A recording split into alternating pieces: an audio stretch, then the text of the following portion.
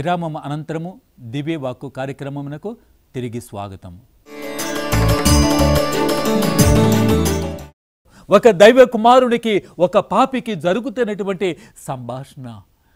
నీవు నిన్ను రక్షించుకొని మమ్మలను రక్షించు అని పలికినప్పుడు ఈ కుడి దొంగ అంటున్నాడు, నీకు దైవ భయము లేదా అని చెప్పి ఆ దొంగనే నిందిస్తూ ఉన్నాడు. మరి ఆ దొంగను చూసినప్పుడు, ఆ దొంగ యేసు ప్రభుని చూసినప్పుడు యేసు ప్రభుని ఒక రాజుగా చూస్తూ ఉన్నాడు. అందుకే యేసు ప్రభుతో పలుకుతూ ఉన్నాడు. లోకాసు వార్త 23వ అధ్యాయము 42వ వచనములో ఆయన అంటున్నాడు, నీవు నీ రాజ్యములోనికి పోయినప్పుడు నన్ను జ్ఞప్తిపరచుకో అంటున్నాడు. నీవు నీ రాజ్యములోనికి వెళ్ళినప్పుడు నన్ను గుర్తించుకో అంటున్నాడు.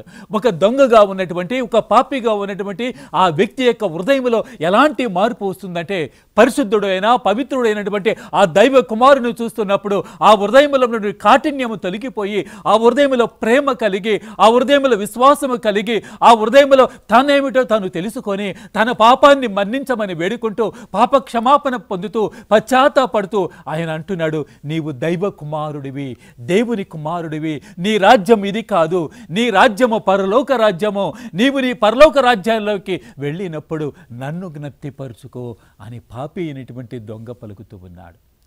హల్లెలూయా, హల్లెలూయా. ఇది నీవు నేను పలకవలసింది. ఆ దేవుని సన్నిధిలోనికి వెళ్ళి ప్రార్థన చేస్తున్నప్పుడు, ప్రభా నీ పరలోక రాజ్యములో నన్ను జ్ఞప్తిపరచుకో. ఏ విధంగా న్యాయాధిపతుల గ్రంథం 16వ అధ్యాయంలో 28వ వచనంలో సంసోను దేవుడి సన్నిధిలో ప్రార్థన చేసినప్పుడు, అయా నన్ను ఒక్కసారి జ్ఞప్తిపరచుకొని సంసోను ప్రార్థన చేసిన విధంగా, ఏ విధంగా ఆ కుడి దొంగ ప్రార్థన చేసిన విధంగా నీవు నేను కూడా దేవుడి సన్నిధిలో ప్రార్థన చేయాలి. అయా నీ పరలోక రాజ్యములోనికి వెళ్ళినప్పుడు నన్ను జ్ఞప్తిపరుచుకో. ఈ భూమి మీద నుండి నువ్వు ప్రార్థన చేసినప్పుడు పరలోకంలో ఉన్నటువంటి తండ్రి నీ యొక్క నా యొక్క ప్రార్థనని ఆలకిస్తాడు. అందుకే ఆ దేవుడు పలుకుతూ ఉన్నాడు, యేసు ప్రభు పలుకుతూ ఉన్నాడు, ఆ దొంగతో మాట్లాడుతూ ఉన్నాడు. ఏమంటున్నాడంటే, నేడే నీవు నాతో పాటు ఇదిగో పరలోకానికి వస్తున్నావు అంటున్నాడు. హల్లెలూయా, హల్లెలూయా. ఎప్పుడో కాదు, ఇదిగో ఇప్పుడే, ఈ క్షణమే నీవు నాతో పాటు పరలోకానికి వస్తూ ఉన్నావు అని పలుకుతూ ఉన్నాడు. మరి దొంగగా జీవించినటువంటి వ్యక్తి ఈనాడు పరలోక రాజ్యానికి వెళుతానికి సిద్ధపడుతూ ఉన్నాడు. అపోస్తుల కార్యములు 16వ అధ్యాయము 30వ వచనము చూసినట్లయితే, రక్షణ పొందుటకు నేను ఏమి చేయాలని పలికినప్పుడు అక్కడ వాక్యం పలుకుతుంది, దేవుని పట్ల విశ్వాసము కలిగి ఉండాలి. మనం కూడా అదే దేవుని పట్ల విశ్వాసము కలిగి జీవించినప్పుడు మనము కూడా పరలోక రాజ్యానికి వెళ్ళగలుగుతాము. మరి ఇక్కడ దొంగగా చూసినట్లయితే ఈయన ఏ బాప్తిస్మం పొందలేదు, ఏ దేవుణ్ణి కూడా నమ్ముకోలేదు, ఎక్కడ పాప మన్నింపు లేదు, ఎక్కడ పశ్చాత్తాపం లేదు. కానీ ఒకటి చేస్తూ ఉన్నాడు. యేసు ప్రభుని చూశాడు, యేసు ప్రభుని నమ్మాడు, దేవుని కుమారుడిగా నమ్మాడు, పరలోక రాజ్యానికి వారసుడిగా నమ్మాడు. కనుక ఇదిగో ఈనాడు ఏది దొంగతనం చేస్తున్నాడంటే పరలోక రాజ్యాన్ని దొంగిలిస్తున్నాడు. ఒక్క మాటతోనే ఆ పరలోక రాజ్యానికి వెళుతూ ఉన్నాడు. కనుక నీవు నేను కూడా ఆ దేవుని విశ్వసించినప్పుడు, దేవుని నమ్మినప్పుడు అదే పరలోక రాజ్యానికి, ఆ దేవుని యొక్క మార్గములోనికి నడవగలము. అందుకే ఆయన అంటున్నాడు, నేనే మార్గము అని పలికినటువంటి ఆ యేసు ప్రభు మార్గములో పయనించినప్పుడు నీవు నేను కూడా అదే పరలోక రాజ్యానికి వెళ్ళగలుగుతాము. మూడవదిగా చూసినట్లయితే యేసు ప్రభు పలుకుతూ ఉన్నాడు. యేసు ప్రభు శిలువ మీద ఉండి ఉన్నప్పుడు ఆ క్రింద ఎవరు ఉన్నారంటే, ఒకవైపు యేసు ప్రభు యొక్క ప్రియమైనటువంటి శిష్యుడు యోహాను, మరొక వైపు యేసు ప్రభు యొక్క తల్లి మరియమాత ఉండి ఉన్నది. మరణించబోతున్నటువంటి సమయంలో తల్లిని చూస్తూ వేదనతో, తల్లిని చూస్తూ కన్నీరు కారుస్తూ ఆ తల్లి సన్నిధిలో పలుకుతూ ఉన్నాడు.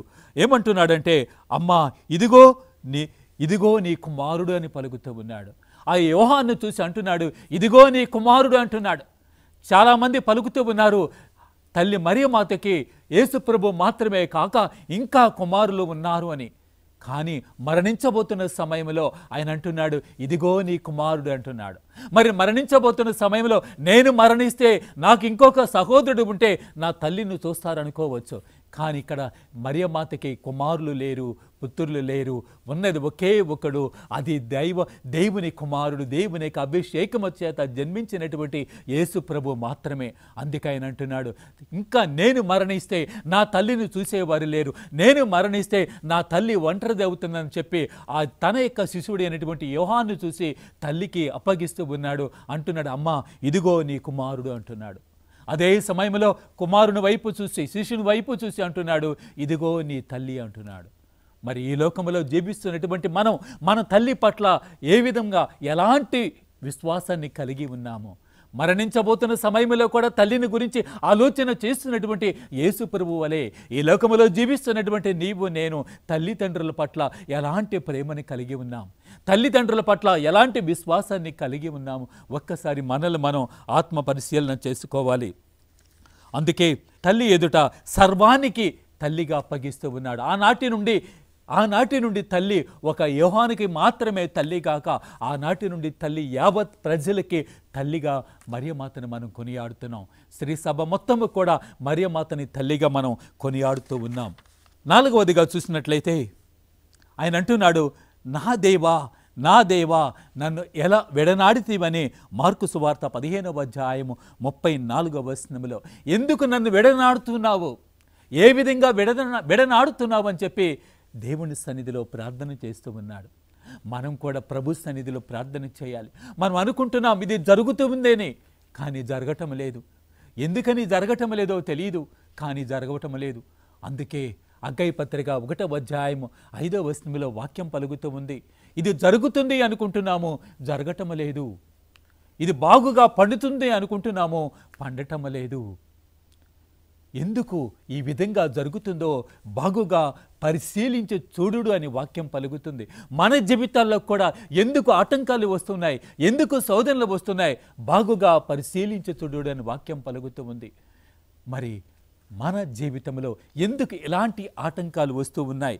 అదేవిధంగా యేసు ప్రభువులు వచ్చినటువంటి ఎందుకు నన్ను విస్మరిస్తున్నావు, నా దేవా నా దేవా అని దేవుని సన్నిధిలో ప్రార్థన చేస్తూ ఉన్నాడు. మనం కూడా ఆ ప్రభు సన్నిధిలో ప్రార్థన చేయాలి. ప్రార్థన చేసినప్పుడు ప్రభు పలుకుతూ ఉన్నాడు. యెషయా గ్రంథం 59వ అధ్యాయము 1వ వచనములో, నేను నిన్ను రక్షింపలేని దుర్బలుడను కాను, నేను వినలేనటువంటి చెవిటివాడును కాదు అంటున్నాడు. ఎప్పుడైతే మనం ప్రభు సన్నిధిలో ప్రార్థన చేస్తుంటామో, ఎప్పుడైతే ఆ ప్రభు సన్నిధిలో మొరపెడుతుంటామో ఆయన అంటున్నాడు, నీవు చేస్తున్నటువంటి ప్రార్థన నేను వినలేనటువంటి వాడిని కాదు, చూడలేనటువంటి వాడిని కాదు, నిన్ను రక్షించలేనటువంటి దుర్బలుడును కాదు, కానీ నీకు నాకు అడ్డుగా పాపం ఉండి ఉన్నదని పలుకుతూ ఉన్నాడు. కనుక ఆ పాపాన్ని కూలదొయ్యాలి అంటున్నాడు, ఆ పాపాన్ని విడనాడాలి అంటున్నాడు. ఎప్పుడైతే ఆ పాపాన్ని విడనాడుతామో అప్పుడు దేవుడు నిన్ను రక్షించటానికి దేవుడే పైనుండి పరలోకము నుండి దిగి వస్తాడని పలుకుతూ ఉన్నాడు. కనుక ఈ సమయంలో ఆ దేవునికి నాకు అడ్డుగా ఉన్నటువంటి పాపాన్ని తీసివేయమని ఆ ప్రభు సన్నిధిలో ప్రార్థన చేయాలి. ఒకవేళ ఆ అడ్డుగా ఉండి ఉన్నట్లయితే, ఆ పాపమే నీకు దేవునికి అడ్డుగా ఉండి ఉన్నట్లయితే దేవుని యొక్క దీవెనలు మన పైకి దిగిరావు, దేవుని యొక్క ఆశీర్వాదాలు మనం పొందుకోలేము. ఎందుకని ఆయన అంటున్నాడు, నీకు నాకు అడ్డుగా ఆ పాపం ఉండి ఉన్నది.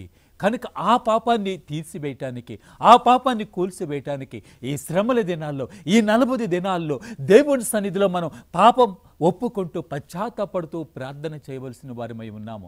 శ్రమలు అనుభవిస్తూ ఆనాడు యేసు ప్రభు ఏ విధంగా శ్రమలు అనుభవించి ఉన్నాడో, మన యొక్క పాపముల ద్వారా యేసు ప్రభు శ్రమలు అనుభవిస్తున్నాడని విశ్వసిస్తూ ఆ శ్రమల నుండి విడుదల పొందాలి అంటే నీవు నేను మొదటిగా మన పాపాలను ఒప్పుకోవాలి. మన పాపాలను ఒప్పుకోవటం మాత్రమే కాదు, పశ్చాత్తాపడాలి. ఆ యేసు ప్రభు యొక్క శిలువ నుండి కారుతున్నటువంటి ఆ రక్తము చేత నీవు నేను కడగబడినప్పుడు పాపము నుండి మనం విడుదల పొందుతాము, పాప విముక్తులమవుతామో. పాపము నుండి ఎప్పుడైతే మనం విముక్తి పొందుతామో అప్పుడు మాత్రమే మనం దీవెనను పొందుతాము. మన పాపాల నిమిత్తం ఆ దేవుని సన్నిధిలో వేదన పడుతూ ఉంటాం. 3 రకాలైనటువంటి వేదనలు మనం అనుభవిస్తున్నాం. ఒకటి మానసికమైనటువంటి వేదన, రెండవది శారీరకమైనటువంటి వేదన, మూడవది ఆధ్యాత్మికమైనటువంటి వేదన. మరి ఎలాంటి వేదన అనుభవిస్తున్నప్పుడు ఈ శరీరము ద్వారా, ఈ యొక్క మనసు ద్వారా, హృదయం ద్వారా ఎలాంటి వేదనను అనుభవిస్తున్నప్పుడు ఆ వేదన నుండి మనం బయటికి రావాల్సిన వారిమై ఉన్నాము. ఐదవదిగా చూసినట్లయితే యేసు ప్రభు పలుకుతూ ఉన్నాడు, నాకు దాహమగుచున్నది అంటున్నాడు. యేసు ప్రభు ఈ యొక్క నీటిని సృష్టించినటువంటి, సర్వాన్ని సృష్టించినటువంటి దేవుడు, భూమి నుండి నీటిని తీసినటువంటి దేవుడు. ఆనాడు మోసే ఆ దప్పిక, ఇజ్రాయెల్ ప్రజల దప్పిక కోసం అల్లాడుతున్నటువంటి సమయంలో మోసే ద్వారా వారి దప్పికని తీర్చినటువంటి దేవుడు. ఈనాడు ఆయన అంటున్నాడు, నాకు దాహం అగుచున్నది. ఈ దాహం అనేది కేవలము శరీరానికి సంబంధించింది కాదు. ఈ దాహం అనేది ఆధ్యాత్మికమైనటువంటి దాహం. ఈ దాహం అనేది ఆత్మలకి కూర్చున్నటువంటి దాహం, ఆత్మల కోసం ఎదురు చూస్తున్నటువంటి దాహం. కనుక అలాంటి దాహాన్ని ప్రభు అడుగుతూ ఉన్నాడు. ఏ విధంగా? కీర్తన 42వ కీర్తన 1వ వచనంలో దుప్పి సెలయేటి నీటి కొరకు ఏ విధంగా తప్పించిపోతుందో అదే విధముగా నీ యొక్క నా యొక్క హృదయముల కోసం ఆయన తప్పించిపోతూ ఉన్నాడు. నీ కోసం, నా కోసం తప్పించిపోతూ ఉన్నాడు. యోహాను సువార్త 7వ అధ్యాయము 37వ వచనంలో అంటున్నాడు, దప్పిక కొనువాడు నా దరికి వచ్చి తన దప్పికను తీర్చుకోవచ్చు అంటున్నాడు. కనుక దప్పికను తీర్చేటువంటి దేవుడు ఈ సమయంలో అంటున్నాడు, నాకు దాహమగుచున్నది అంటున్నాడు. జీవజల నదులను సృష్టించినటువంటి దేవుడు అంటున్నాడు, నాకు దాహమగుచున్నది అంటున్నాడు. యోహాను సువార్త 4వ అధ్యాయము 14వ వచనంలో సమరయ స్త్రీతో పలికి ఉన్నాడు, నీవు గనక నీ దప్పికను తీర్చుకున్నట్లయితే మరలా నీవు దప్పికని తీర్చుకోవాలి, మరలా నీటిని తాగాలి. కానీ నేనిచ్చేటువంటి దప్పిక, నేనిచ్చేటువంటి జలముతో కనుక నీ దప్పికని తీర్చుకున్నట్లయితే మరలా నీకు దప్పిక కాదు, నేనిచ్చేది జీవ జలం అని పలికినటువంటి దేవుడు ఈనాడు నేను దప్పిక కొని ఉన్నానని పలుకుతూ ఉన్నాడు. కనుక ఏ దప్పికంటే నీ కోసం, నా కోసమే దాహముతో ఎదురు చూస్తూ ఉన్నాడు. నీ నా యొక్క పాపములను మన్నించటానికి, శాపములను విడుదల ఇవ్వటానికి ఆయన సన్నిధిలోనికి రమ్మని కోరుతూ ఉన్నాడు.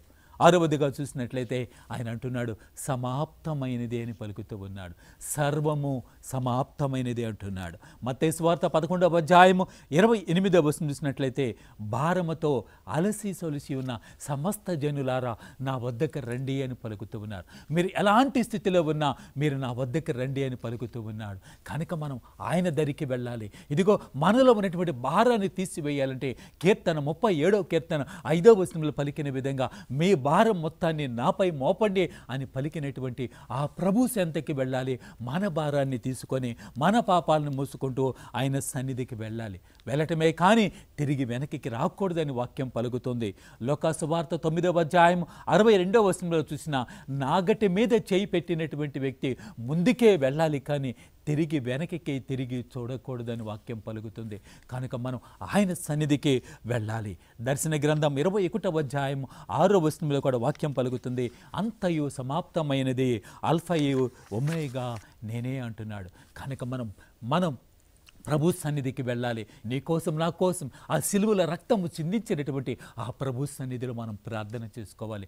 మనలో ఉన్నటువంటి ప్రతి పాప అంధకార శక్తుల నుండి విడుదలను ప్రసాదించమని ఆయన సన్నిధిలో ప్రార్థన చేసుకున్నప్పుడు ఆయన సిలువ నుండి కారుతున్నటువంటి రక్తము ద్వారా మనల్ని కడిగివేయటానికి సిద్ధంగా ఉండి ఉన్నాడు. ఒక క్షణం ప్రార్థన చేసుకుందాం. పరిశుద్ధుడు అయిన దేవా, పవిత్రుడు అయినటువంటి దేవా, నీకు వేలాది వందనములయ్యా, స్తోత్రములనైనా.